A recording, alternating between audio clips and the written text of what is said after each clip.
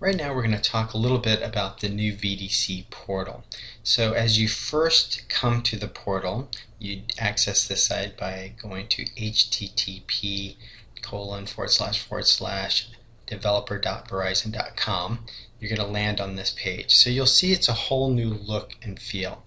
Within here we have on the top navigation your platform that shows all the different platforms in which you can learn information about. Tools and APIs. It obviously gets into the APIs and information such as MBI as well. Devices will tell you about the devices that Verizon Wireless offers. Market is really more of promotional activities as well as marketing opportunities that you could work with Verizon Wireless on. Submit will take you to a page in which you can actually start the submission process for a variety of services, including Verizon apps as well as some of the legacy products such as Brew, mobile internet, and those types.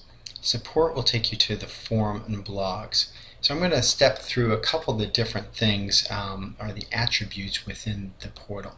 First thing we're going to do is log in. Now if you haven't set up an account within the VDC, you would hit the register button, but if you've already gone through the developer registration, you can go ahead and click the login button.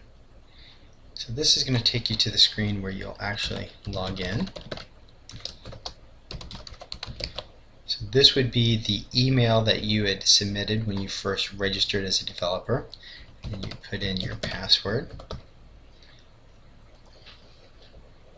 And by signing in, this will give you access to all the information on the portal in case any of the information is protected.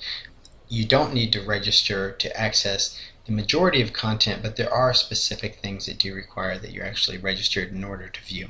So now as we come back to the portal, you'll notice that the home screen here has changed. So what we have now is this dashboard area as well as forum updates. We still have the most viewed, so this tells you just what are the more popular areas within the portal. But the dashboard really provides you a quick link into other areas within the Verizon App Store process. So I'll click through a couple of these just to show you where they take you as well as some of the functionality behind it. So the Track My Apps. This is for the VCast apps or the Verizon App Store. If I click on this, this will actually take me to the VDC 2.0 or the go-to-market process. This is the process in which you can submit an application or manage your applications. And I'll go through more detail on other videos on the functionality behind here. But as you see, you'll list all of the different applications that you've submitted into VCast apps, as well as the ability to submit a new application. So I'm going to jump back just so I can show you what these other links do. Vendor Intelligence Gateway, or what we call the VIG, and this is where you would enter your financial information if you have not been certified. You only have to go through this process once, but if you are new to this process, you need to go through this and enter items such as your bank account info, tax information, and there's a process that takes roughly a week or so to go through to validate all that information so that we know when we pay you everything is in order. This is also the area in which you'll go in when we offer reports. So we are currently working on a number of different reports to offer to developers, and these would include information on your downloads, your revenue, based upon a variety of time periods. So this is where you would click on that.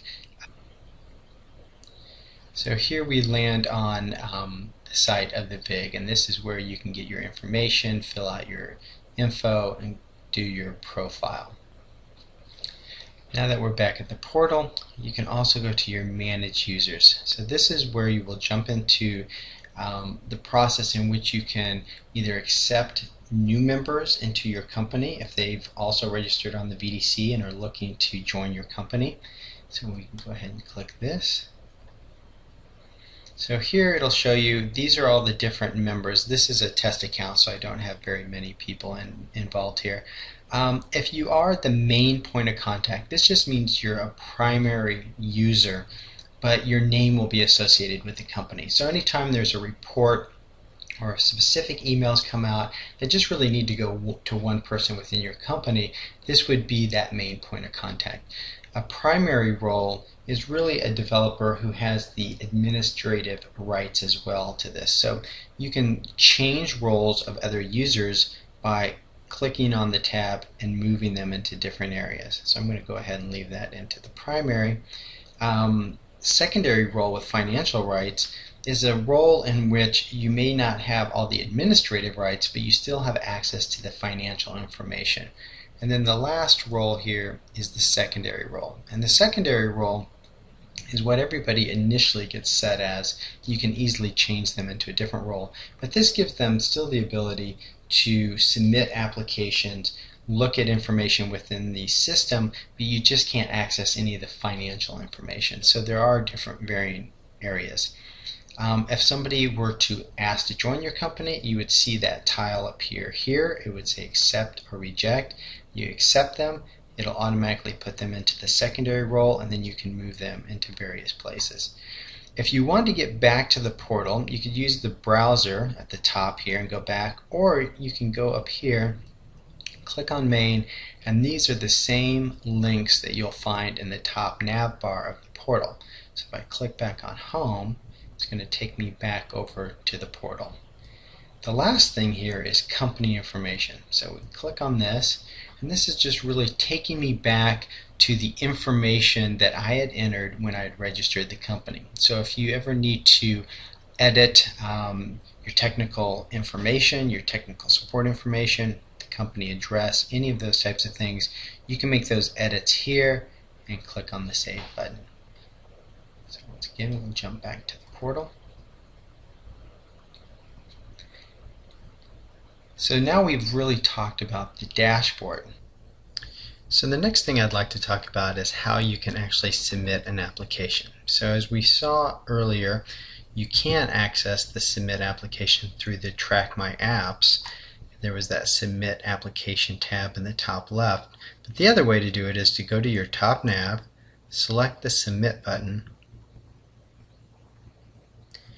and you'll see over here on the right hand side all the different platforms in which you can submit content to. So as you scroll through this, you'll see the VCast apps or the Verizon App Store. If you wanted to submit for Android or BlackBerry, you would select these links. For premium messaging, you'd select this link. For Brew, you just continue down. Mobile Internet Solutions, here's the submit button. As we scroll all the way to the bottom, you have your VCast music and video, your network APIs, and your BSA, or the Business Solution Alliance. So as you scroll through this, you'll see all of the different platforms in which Verizon Wireless offers, and you would just simply select the submit button, and that would kick you off into the process in which you can actually submit content to that platform.